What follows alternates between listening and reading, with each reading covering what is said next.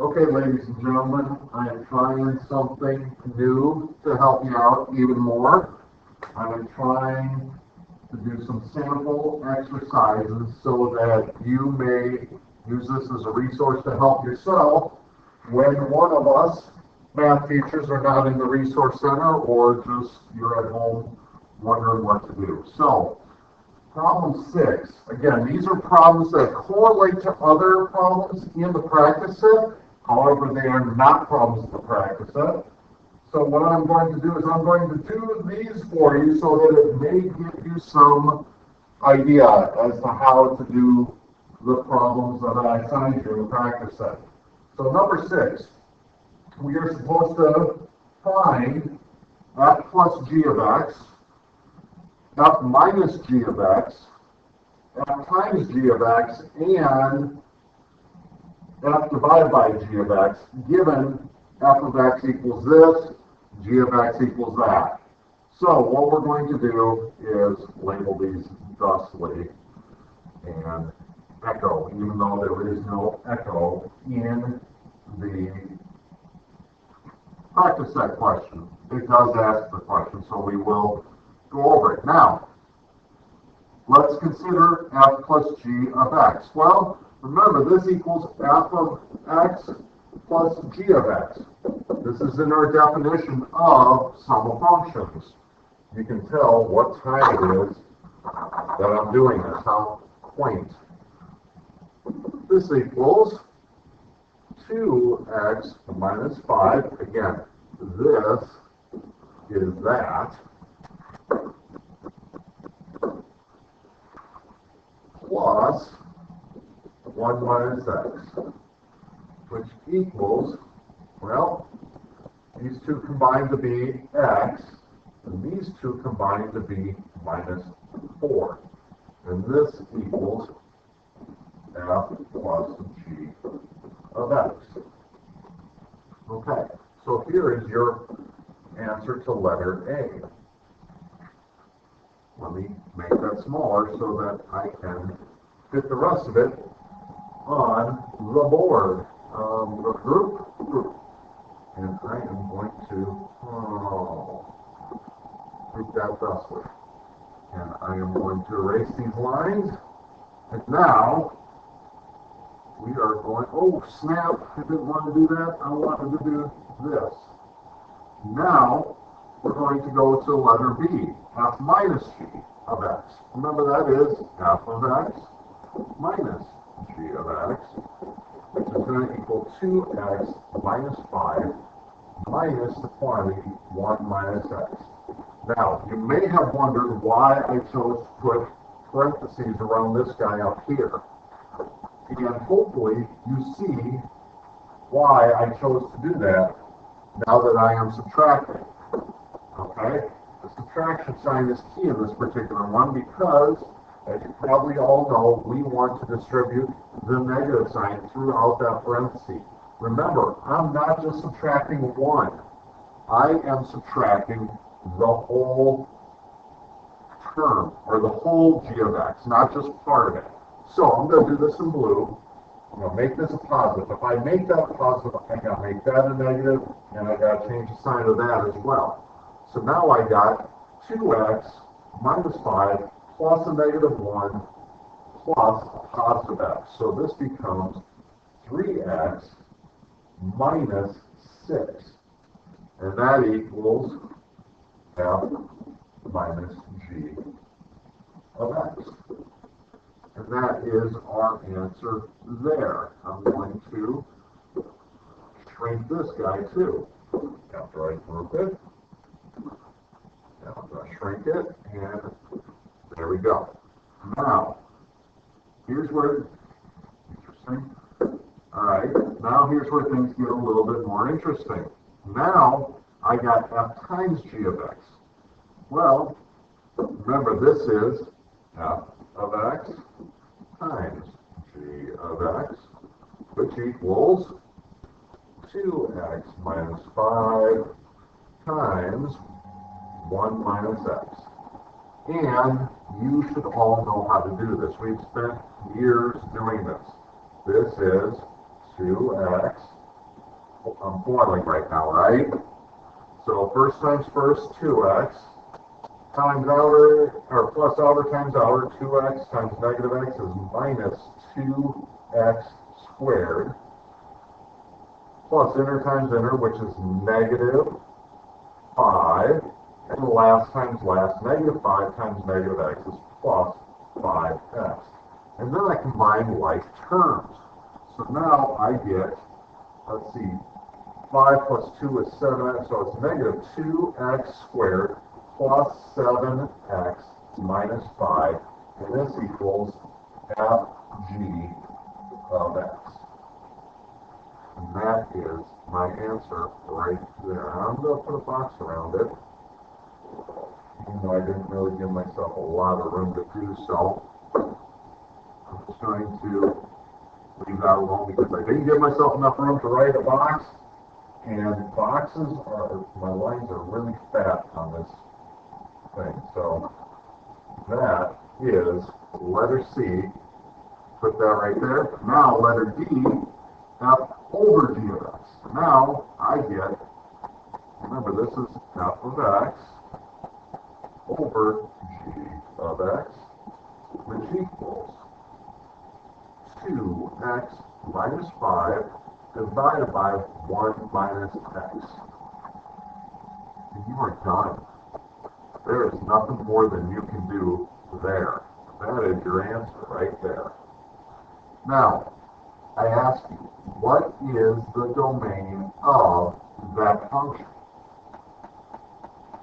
Well, what do you know about this type of function right here? You know that the denominator cannot equal 0. So, you have 1 minus x equals 0. Solve for x. So negative x equals negative 1. X equals positive 1. And this right here is the value, is the value that x cannot equal. So, I take my box away from that, and I say the domain is x cannot equal 1. Everything else is understood. That's problem 6, which should help you do the rest of those problems, except when we get to, let's see, I think it's problem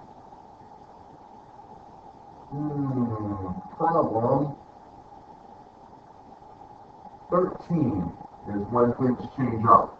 Now, it's asking us, it's giving me two functions. It's giving me an f of x and a g of x, and it wants me to evaluate f minus g at x equals negative 2. The first thing I need to do is f minus g of x equals what? Well, it's x squared minus 1 minus x minus 2.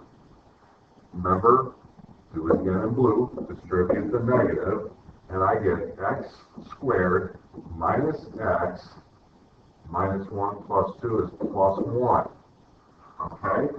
Now, f minus g of negative 2 equals negative 2 quantity squared minus negative 2 plus 1.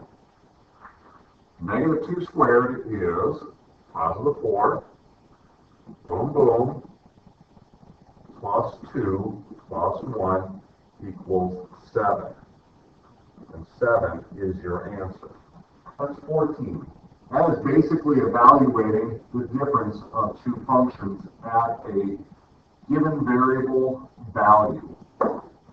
26 gets a little bit more complicated, but not really if you remember what we've talked about thus far in class. First of all, I got two things going on here. I got a function divided by a function. That's shown right here. And I'm also taking that function and I'm moving it 2 units to the, which way? To the left, right? So let's divide our functions first. Let's do that. F over g of t, I'm of f over g of x equals x squared minus 1 over x minus 2. And now, that's where I'm at for that. Now, I'm going to do f over g of t plus 2.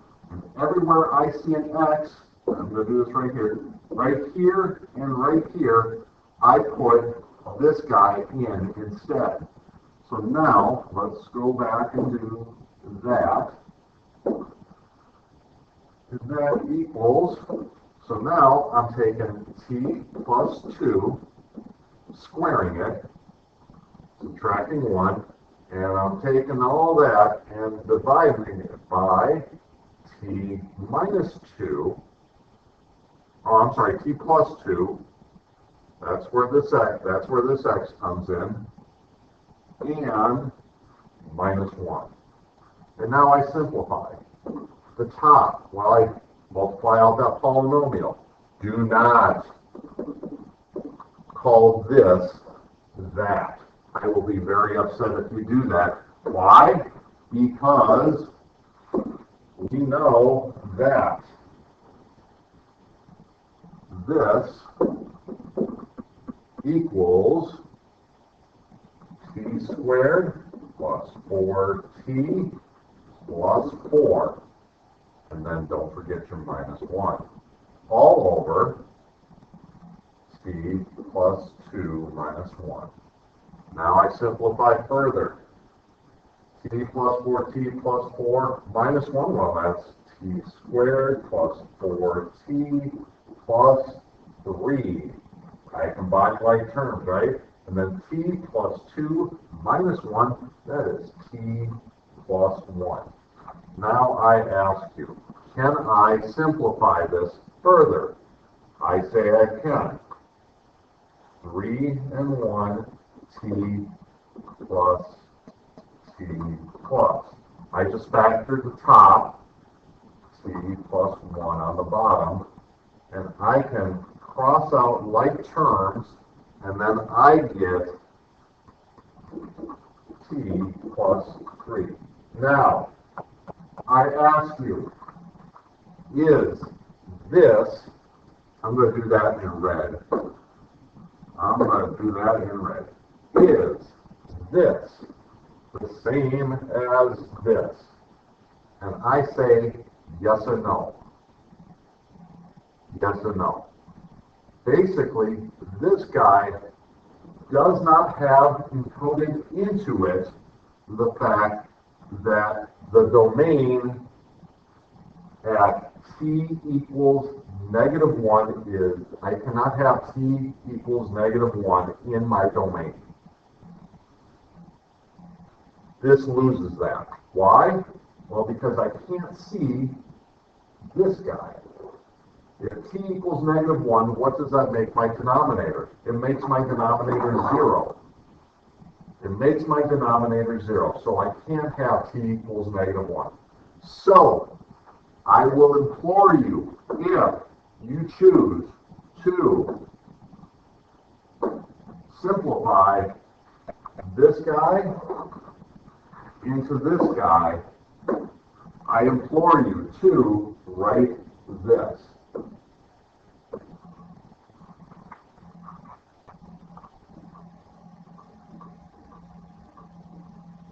So that we know the domain of that function. I know the domain of the function here. I lose it here. So you have to write this guy in. Okay? Again, we're being clear in our language and how we communicate. Next problem, number 36. I'm given two functions. I'm given f of x and I'm given g of x. And I want to find f composed with g. Now remember, this equals f of g of x. And so, this equals, take g of x, which is x cubed plus 1, and I put that I put that everywhere I see an X in here. So I'm going to do this neater down here. So I am going to do some erases. I'm going to do some erases, and I'm going to do this very neatly. Which means I need that. All right, so it's the cubed root of, and remember, when I see an X here, I put this in. So now I got X cubed plus 1, and then I put that in there, minus 1. Now this equals the cubed root of X cubed, and what is that? That is simply X. And this is a unique composition of two functions that we happen to call inverse functions of one another. And we will go over that later on in the unit. Matter of fact, the next section of the unit. But when we have inverse functions, remember, G, we're doing letter B now, of f of x. If we have inverse functions, we should get x when we do this as well. This is going to be, let's see, I got, first I take this guy and I plug it into that guy, right at the x. So let's do that.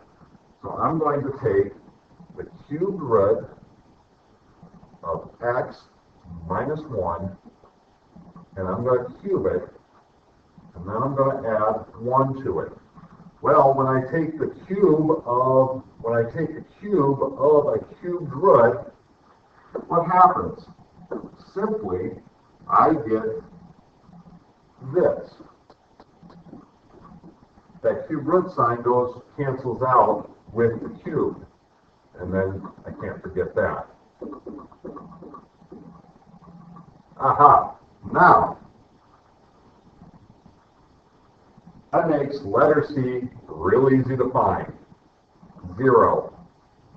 X equals 0. Now, what I do have to do is I have to be careful here. Is my domain limited in either F or G where I can't have X equals anything? If X equals 0, is that going to cause a problem for me? Well, I plug 0 in here. 0 cubed is 0 plus 1. Yeah, that can be part of my domain. Can it be part of my domain here? That's a trickier question. Because when I have 0 here, I got negative 1 here. Can I get a cubed root of a negative number? Well, cubed root of negative 1, if you punch it in your calculator, or if you think about what a cubed root is, you should know that the cubed root of negative 1 is negative 1. So it is in my domain. 0 is in my domain. And so I can take this function and evaluate it in this part of my domain, and I get 0. I'm going to cross my 0 so it doesn't look like it's called. That is 36. Now, 74 is the first of the word problems. I didn't feel like writing the whole word problem down, but I will read it to you. So 74 has us looking at sales of 2 restaurants owned by the same parent company.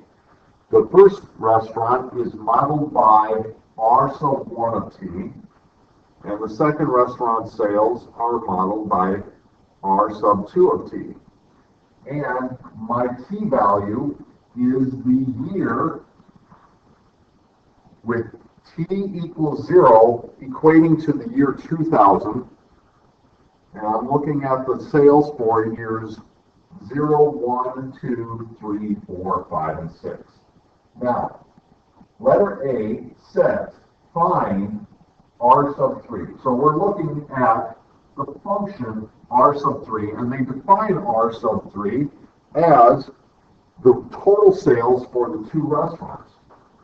So we should know that this equals R sub 1 plus R sub 2 of T, which equals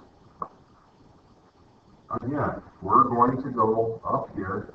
I got r sub 1 of t, which is 480 minus 8t minus 0.8t squared plus, and r sub 2 of t is 254 plus 254 plus 0.78t. And then I simply combine like terms. I combine the 254 with the 480. I add those two, and I take the negative 0.8 plus the 0.78. Oh no, not that. Not that. I almost moved the negative 8 added to the 0.78 of t's. So I get, I'm going to write this down here, I get 734 minus 7.22t minus 0.8t squared equals r sub 3, r sub 3 of t. Okay? This is your function of the sales of both restaurants. I'm going to let you graph on your own. E2 has the spread of a contaminant is increasing in a circular pattern on the surface of a lake. The radius of the containment can be modeled by r sub t equals 5.25 times the square root of t, where r is the radius in meters and t is the time in hours since contamination. Letter A says, find the function that gives the area of the circular leak in terms of the size, in terms of the time t since the spread began. So let's do that one first. I think that makes sense. So, letter A, the area with respect to t equals.